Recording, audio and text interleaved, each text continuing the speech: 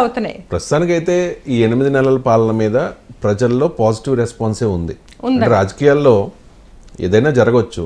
జగన్మోహన్ రెడ్డి చెప్తూ ఉన్నారు, జగన్ 2.0 అంటున్నారు. 2.0 అంటే నెక్స్ట్ వెర్షన్ చూస్తారు ఇక మీదట అని చెప్పి. దాని మీద మీ కామెంట్? ఏమో ప్రజలు ఇవ్వాలి కదండి అవకాశం, ఇవ్వరనే అనుకుంటున్నాను. నెక్స్ట్ టైం కూడా కూటమికే ఇస్తారనే నా ఉద్దేశం. ఎందుకంటే నేను అందరితో కూడా మాట్లాడుతున్నాను. హామీలు నెరవేర్చకపోయినా ఇంప్రూవ్మెంట్ కనిపిస్తుంది. ప్రజలకి ఏం చేయాలో వాళ్ళకి కనిపిస్తుంది, తెలుస్తుంది. వీళ్ళు ఏం చేస్తున్నారు అన్నది క్లియర్గా తెలుస్తుంది కాబట్టి ఇస్తున్నారు. నెక్స్ట్ టైం కూడా పవన్ కళ్యాణ్ గారే వస్తారు సీఎంగానే. అంటే పవన్ కళ్యాణ్ గారిని మీరు సీఎంగా చూడాలని అనుకుంటున్నారా? ఖచ్చితంగా అండి. అంటే పవన్ కళ్యాణ్ సీఎం అంటే చాలా ప్రశ్నలు వస్తాయి మళ్ళీ. మరి టీడీపీ ఏమైపోవాలి, టీడీపీలో ఉన్న చంద్రబాబు నాయుడు గారి వారసులు ఏమైపోవాలి, ఇవన్నీ రకరకాల ఈక్వేషన్స్ ఉంటాయి. తర్వాత చూద్దాం, మరి రాజకీయాల్లో ఏదైనా సాధ్యమే. మరి పవన్ కళ్యాణ్ని సీఎంగా చూడాలి అని చెప్పి పర్టికులర్గా ఒక సామాజిక వర్గం, చాలామంది ప్రజలు కోరుకున్నారు. మరి చూద్దాం పిఠాపురం ఆవిర్భావ సభలో పవన్ కళ్యాణ్ ఏం చెబుతారు అని చెప్పేసి. క్రాంతి గారు, పవన్ కళ్యాణ్ గారు మీకు హామీ ఇచ్చారు తుని వేదిక మీద, మీకు నెక్స్ట్ ఖచ్చితంగా ఎమ్మెల్యే సీట్ ఇస్తాము అని చెప్పి. ఇస్తే ఎక్కడి నుంచి పోటీ చేయాలని మీరు ప్రపోజల్ పెడతారు పవన్ కళ్యాణ్ గారికి? నేను మా స్ట్రెంత్ అంతా రాజమండ్రి, నేను ఉండేది రాజమండ్రి. సో అక్కడి నుంచి ఇంకా పెళ్లి చేస్తారు 1-2 ఇయర్స్కి, ఇంకా అయిపోయింది. ఇంకా చిన్న వయసు కదండి, తొందరగా. అంటే మీరు చదువుకునే టైంలోనే మీ ఫాదర్ 2 times మినిస్టర్గా పనిచేశారు? మా చిన్నప్పుడు అండి. చెన్నారెడ్డి గారి క్యాబినెట్లో పనిచేశారు. ఆ తర్వాత ఎన్టీఆర్ గారు. ఫస్ట్ ఎన్టీఆర్ గారు, తర్వాత చెన్నారెడ్డి గారు. ఓకే. అంటే మీరు మినిస్టర్ గారు కుమార్తె అంటే అలా అనిపించేది. ఎలా అనిపించేది అప్పుడు? ఫీలింగ్ ఎలా ఉండేది మీకు? చిన్న వయసు మూలని పెద్ద తెలిసేది కాదండి, కానీ ప్రోటోకాల్ కూడా మాకేం ఉండేది కదా. మేము మామూలు పిల్లలు ఎలా వెళ్తారో స్కూల్కి అలాగే ఉండేవాళ్ళం. మేము మినిస్టర్ గారి పిల్లలు అని కూడా ఎవరికి తెలిసేది కాదు. సెక్యూరిటీ కానీ ఇంకేం లేదండి. జస్ట్ అటెండర్ సైకిల్ మీద దింపేవాడు మనం స్కూల్లో. మాక్సిమం హాస్టల్లోనే ఉండేవాళ్ళం. ఎప్పుడైనా వచ్చి వెళ్తే మాత్రం ఇంకా అటెండర్ సైకిల్ మీద దింపడం అంతే తప్ప ఇంకా ప్రోటోకాల్ కానీ మినిస్టర్ గారి పిల్లలు వచ్చారని కానీ ఇంకా మా ఫ్రెండ్స్ కానీ ఎవరికి తెలియదు అని అసలు. ముద్రగడ పద్మనాభం గారు 1978లోనే ఎమ్మెల్యే, రైట్? ఆ తర్వాత మంత్రిగా పనిచేశారు, కాకినాడ ఎంపీగా పనిచేశారు. అంటే రాజకీయాల్లో చాలామందిని చూస్తూ ఉంటాం కదా, ఒక్కసారి ఎమ్మెల్యే అయితే చాలు లైఫ్ సెటిల్మెంట్. కానీ పద్మనాభం గారి గురించి అంటే తెలియని వాళ్ళు అనుకునేది ఏంటంటే ఆయన వేల కోట్ల రూపాయలు సంపాదించేసుకున్నారు అనే ఒక ఇంప్రెషన్ ఉంది. నిజంగా అంత ఆస్తి ఉందా? లేదండి, చాలా లో ప్రొఫైల్ అండి. ఆస్తిగా ఏమీ సంపాదించలేదు. మాది ఉన్నది కూడా పోగొట్టారు తప్పించి, ప్రజల కోసం అంతా చేశారు తప్పించి మాకు సంపాదించాలి వెనకాల వేయాలి అన్నది ఎప్పుడూ లేదండి. ఇంకేం చేసినా ప్రజలకు చెయ్యాలన్నదే ఆలోచన ఉండేది. రిజైన్ చేసి వెంటనే బిల్డింగ్స్ ఖాళీ చేసేసి, గెస్ట్ హౌస్ ఖాళీ చేసి వెళ్ళిన తర్వాత అప్పుడు రిజైన్ పంపించేవాళ్ళం. ఇంకా ఏదైనా సరే అంత పర్టికులర్గా ఉంటారు. ఇంకేదైనా ప్రజల కోసమే చెయ్యాలి అంతే.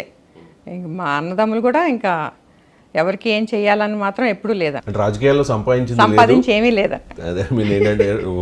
తగలేసింది అంటారు కదా, తగలేసింది తప్ప రాజకీయాల్లో సంపాదించింది లేదు. అంటే మీ ఇంటికి వచ్చిన వాళ్ళు అంటే పార్టీలకు అతీతంగా, కులమతాలకు అతీతంగా రోజు ఒక 100 మంది అలా వస్తూ ఉంటారు. తిరునాళ్ళ రోజు అక్కడ ఒక హడావుడి కనిపిస్తూ ఉంటుంది. వచ్చిన వాళ్ళందరికీ కూడా టిఫిన్, మధ్యాహ్నం భోజనం, రాత్రి వరకు ఉండే రాత్రి కూడా ఏదైనా భోజనం. అంటే మీ నాన్నగారే దగ్గరుండి వడ్డించి, అంటే పద్మనాభం గారు వడ్డిస్తున్నారంటే బాబోయ్ అనేంతలా, ఎందుకంటే కొసరి వడ్డించి అది చేస్తారు. అది ఎప్పటి నుంచి స్టార్ట్ అయిందండి? అది మీ తాతగారి హయాం నుంచి? అప్పటి నుంచి ఉందండి. తాతగారి హయాం నుంచి కూడా 100 మంది పిల్లలు తినేవాళ్ళు అంట. ఓకే. బయట స్కూల్ పిల్లలంతా వచ్చి ఇక్కడ తినేసి వెళ్ళేవాళ్ళు అండి మా తాతగారు టైం. తాతగారు మున్సిపల్గా కూడా పనిచేశారు. ముత్తాతగారు అండి. మా తాతగారు కూడా 2 సార్లు ఎమ్మెల్యే చేశారు. ఓకే. ప్రతిపాడు ఎమ్మెల్యేగా. తర్వాత నాన్నగారు. అప్పటి నుంచి కూడా అలా భోజనాలు పెట్టడం అన్నది అప్పటి నుంచి ఉందండి. సో అప్పటి నుంచి ఇంకా నాన్నగారు కూడా ఇంకా అంతే, ఎవరు టైంకి చెప్పి రాకపోతే మాత్రం వాళ్ళు అయిపోయారండి. వచ్చాక మళ్ళీ వాళ్ళు కూర్చోబెట్టి భోజనాలు వండించి భోజనం పెట్టి కానీ పంపించరు. అంతే ఆప్యాయతగా ఉంటారు. వాళ్ళు కూడా అంతే, ఎక్కడి నుంచి ఉన్నా సరే, అమెరికా నుంచి వస్తుంటారండి అందరూ. ఇండియా వచ్చారంటే నాన్నగారిని చూడకుండా ఎవరు వెళ్ళరు, అంత అభిమానం. 2024 ఎన్నికలకు ముందు మీరు ఒక సెన్సేషన్ అయిపోయారు.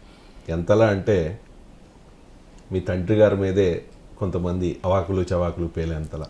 అంటే మీ తండ్రి గారి గురించి గొప్ప గొప్ప తెలియని వాళ్ళు చాలా మాటలు అని ఉండవచ్చు.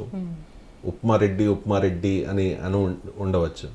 ఇంటికి వెళ్తే ఉప్మా పడేస్తారు అని చెప్పి మాట్లాడినప్పుడు మీకు బాధ అనిపించేది కదా? చాలా బాధ అనిపించేదండి. కానీ అది నాన్నగారి మీద అభిమానం కూడా అదే ఉందండి. అవును. అభిమానంతో ఆయన జనసేనకు రావట్లేదని చెప్పి కోపం అండి అది, అంతే తప్ప ఆయన మీద ద్వేషం కాదు. బొలిశెట్టి శ్రీనివాస్ గారు ప్రజెంట్ తాడేపల్లిగూడెం ఎమ్మెల్యే, ఆయన మీ ఇంటికి వచ్చారు. పద్మనాభం గారి ఇంటికి జనసేనలోకి ఆహ్వానించారు. పవన్ కళ్యాణ్ గారు కూడా వస్తారు, ఆహ్వానిస్తారు మిమ్మల్ని అనే ఒక సంకేతం వచ్చినట్టుగా అప్పట్లో ప్రచారం జరిగింది. జనసేన నాయకులందరూ కూడా చాలామంది మీ నాన్నగారి ఇంటికి వచ్చారు. కానీ ఎక్కడ తేడా జరిగింది? ఎందుకు జనసేనలోకి రాలేదు పద్మనాభం గారు? అంటే పార్టీ నుంచి పాజిటివ్గా ఒక సంకేతం రాలేదా పవన్ కళ్యాణ్ గారి దగ్గర నుంచి? లేదంటే పద్మనాభం గారే వెనక్కి తగ్గారా? మీకు ఏమైనా ఐడియా ఉందా దాని మీద? కొంచెం ఐడియా ఉందండి. జాన్లో వస్తున్నారు అని అన్నారు, సో రెడీ అయ్యారు వీళ్ళు. కానీ వీళ్ళుగా అంత వైసీపీకి ఇంక్లైన్ ఎక్కువ ఉన్నారండి మా బ్రదర్స్. మొదటి నుంచి కూడా ఒక ఇంప్రెషన్ ఉంది ముద్రగడ గారి మీద. తుని రైలు దహనం దగ్గర నుంచి అప్పుడు భూమన కరుణాకర్ రెడ్డి గారితో మీట్ అయ్యారు, వైసీపీ నేతలతో టచ్లో ఉన్నారు, రాయలసీమ నుంచి ఎవరన్నా రప్పించుకున్నారు, ఈ రకమైన ప్రచారం జరిగింది. వాస్తవం ఏంటి అనేది ఎవరికి ఇప్పటికీ తెలియదు, ఆ కేసులన్నీ కొట్టేశారు కాబట్టి.